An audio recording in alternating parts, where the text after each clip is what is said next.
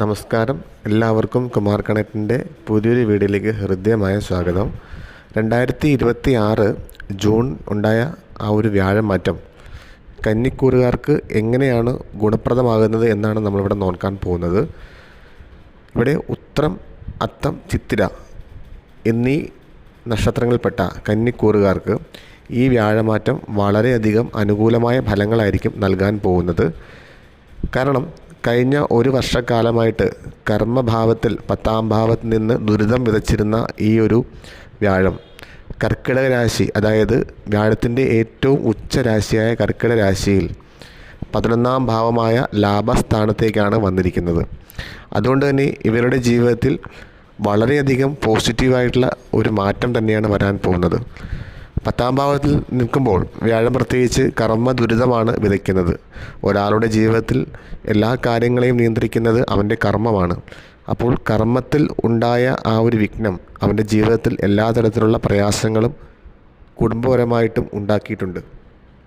ഇവിടെ 11ാം ഭാവത്തിലേക്ക് വ്യാഴം വരുമ്പോൾ കർമ്മമണ്ഡലത്തിൽ അപ്രതീക്ഷിതമായിട്ടുള്ള ഉയർച്ചകൾ അല്ലെങ്കിൽ സാമ്പത്തികപരമായിട്ടുള്ള നേട്ടങ്ങളൊക്കെ ലഭിക്കാനുള്ള സാധ്യതയുണ്ട്. കുറേ നാളുകളായിട്ട് ജോലി മാറാൻ ശ്രമിക്കുന്ന ആളുകളാണെങ്കിൽ അവർക്ക് ജോലിയൊക്കെ ലഭിക്കുന്ന ഒരു സമയമാണ്. ഒപ്പം ഉയർന്ന ഉദ്യോഗസ്ഥരിൽ നിന്നും വളരെയധികം അനുകൂലമായ നടപടികളൊക്കെ ഇവർക്കുണ്ടാവുന്നതാണ്.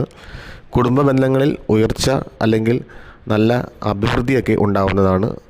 ഇവരുടെ സാമ്പത്തിക രംഗം ഉയരുന്നത് വഴി പുതിയ പുതിയ വാഹനങ്ങൾ, ഗൃഹം, ഭൂമി എന്നിവ വാങ്ങാനുള്ള സാധ്യതകളുമൊക്കെ വന്നു ചേരുന്നതാണ്.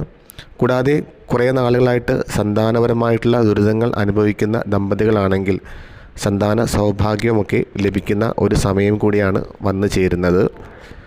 കൂടാതെ നിങ്ങൾ പണ്ട് നിക്ഷേപിച്ചിട്ടുള്ള ഷെയറുകൾ വഴിയോ അല്ലെങ്കിൽ ഭൂമി മുതലായ വസ്തുക്കൾ വഴിയോ നിങ്ങൾക്ക് ലാഭം ഉണ്ടാകുന്നതാണ്.